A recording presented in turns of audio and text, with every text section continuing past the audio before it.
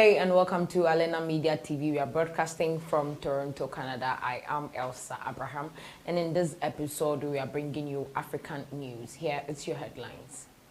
Sudan holds meeting with ambassadors of UN Security Council countries over the GERD. Egypt's irrigation minister accuses Ethiopia of disrupting the GERD negotiations, and the second wave of low-cost striking hard hit East Africa. Let's go for a quick break. When we come back, we'll get our news in details.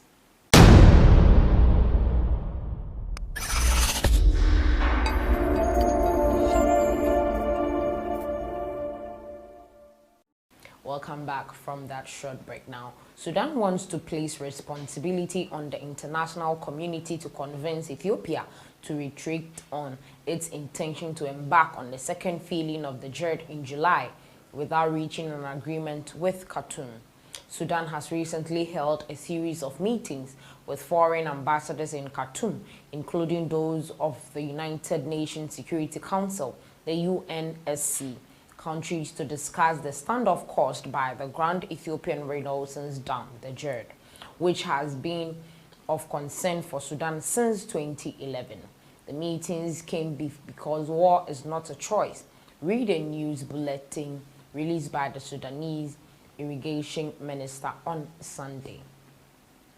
The statement added that Sudan wants to place responsibility on the international community to convince Ethiopia to retreat on its intention to embark on the second filling of the GERD in July without reaching an agreement with Khartoum.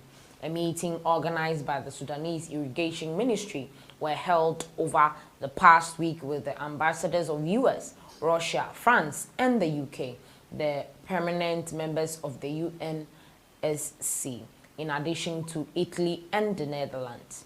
Tensions between Sudan and Ethiopia mounted earlier this month after Sudan withdrew from the latest round of African Union-sponsored talks in rejection of the methodology upon which the negotiations were held, in addition to Ethiopia's intention to start the second filling of the GERD next summer, despite a lack of agreement with Sudan and Egypt, another downstream country engaged in the long-running impasse. Negotiations over the GERD have been put on hold due to Khartoum's desire to grant a bigger role to the aspects involving in the AU-mediated talks instead of holding direct discussions about the three nations.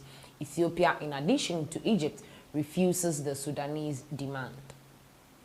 Last week's discussion also included a meeting between Sudan's Minister of Irrigation, Yasser Abbas, and the Ambassador of Congo, the next chair of the AU, which is the current mediator in the GERD negotiations. We cannot continue in the vicious cycle of discussions endlessly, the statement quoted Abbas as saying during last week's meeting. Abbas also voiced out his country's concerns about the direct retreat stressed the GERD would inflict on the reservoir of the Sudanese resource dam if Ethiopia went on the second filling without reaching an agreement or daily exchange of information with Sudan. The storage capacity of the Nile's dam, which is located near the GERD, is less than 10% of that of the GERD, he added. Ethiopian Prime Minister Abiy Ahmed announced last summer his country would start the second phase of filling of the controversial dam during the rainy season of August 2021 with 18.4 billion cubic meters of water. Addis Ababa declared last summer that it had achieved the first filling, estimated at around 4.9 billion cubic meters, during the rainy season's flooding of the Blue Nile, a step that angered both downstream countries. On 30th June 2020, the UNSC held an open session over the GERD dispute upon Egypt's request after negotiations between the three countries failed to produce an accord, in addition to Ethiopia's announcement to start the filling of its dam reservoir, even without the approval of the two downstream countries, a step that was carried out a month later.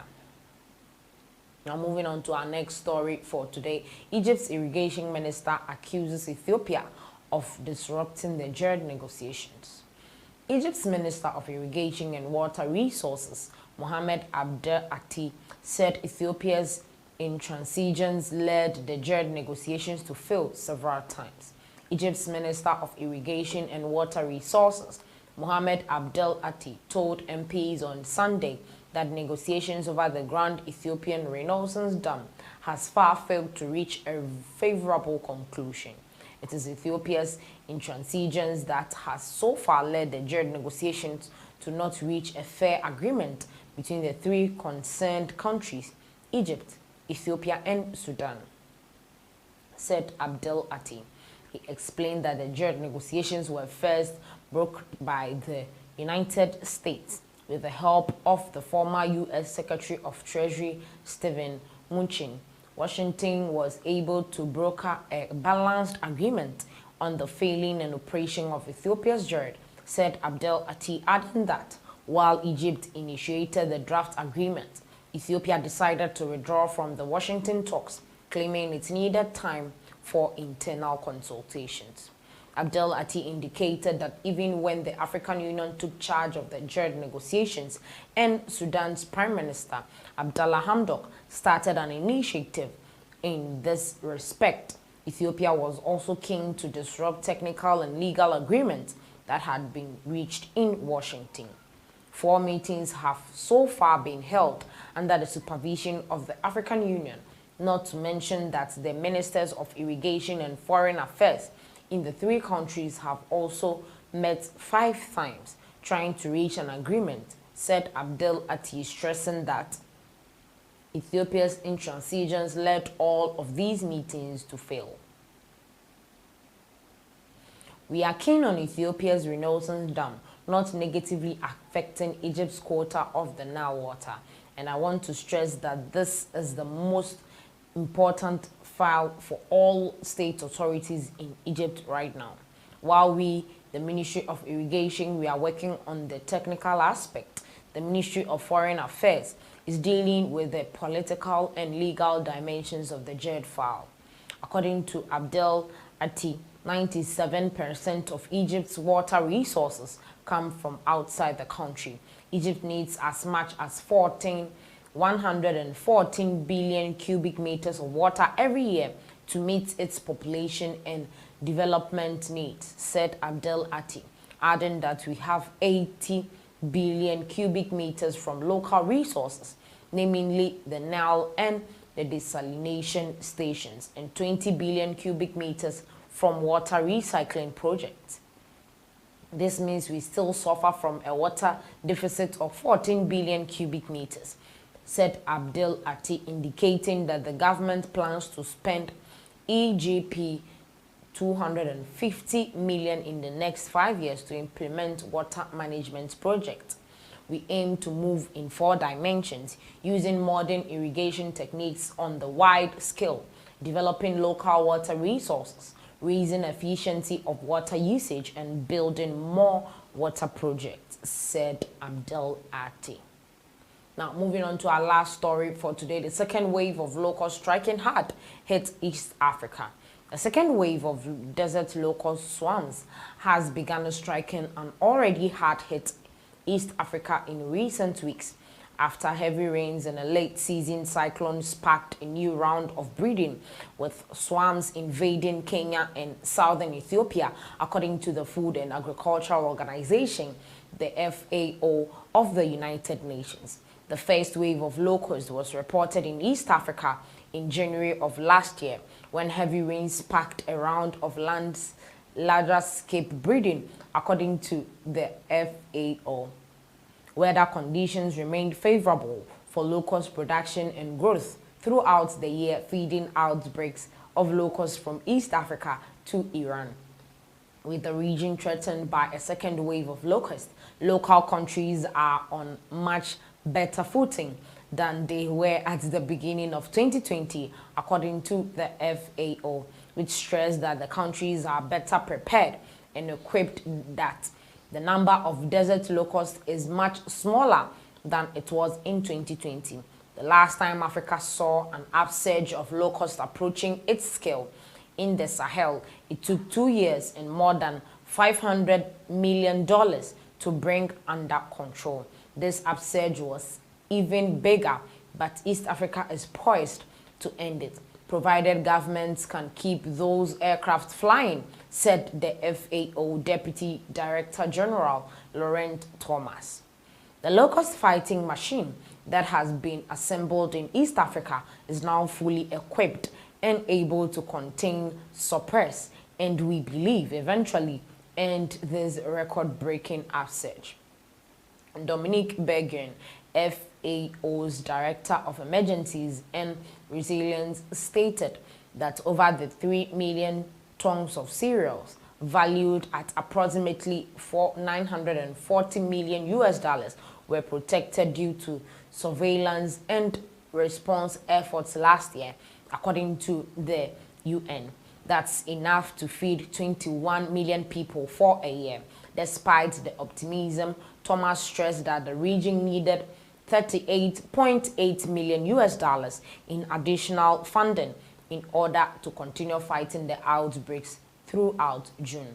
The FAO also expects that a new generation of locusts will emerge in April amid seasonal rains in the planting season in Kenya and southern Ethiopia.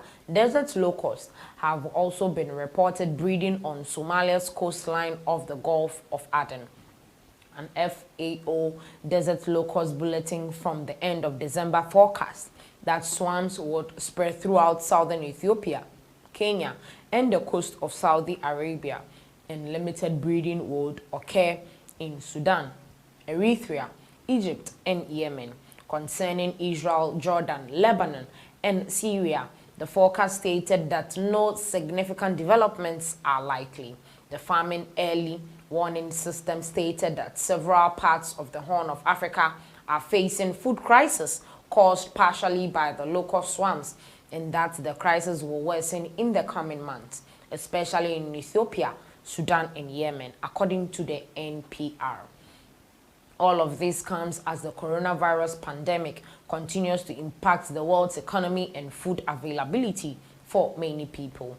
Huge swarms on scales that had not been seen in decades were reported last year in East Africa, parts of the Arabian Peninsula, Iran, Iraq, Pakistan, and India, with some swarms reaching as wide as 60 kilometers and covering as much as 240,000 hectares of land, an area of the size of Luxembourg, according to the FAO. A 1 square kilometer swarm of locusts can eat the same amount of food in one day as 35,000 people, according to the FAO. UN Food and Agriculture Organization locust forecasting expert Keith Christman explained that a locust swarm that enters the field in the morning can eat the entire field by midday. The insects can travel up to 93 miles a day. This is where we end today's episode on African News. Make sure you like, share, comment, hit the subscription button so you'll be notified anytime we make a post. Thanks for watching.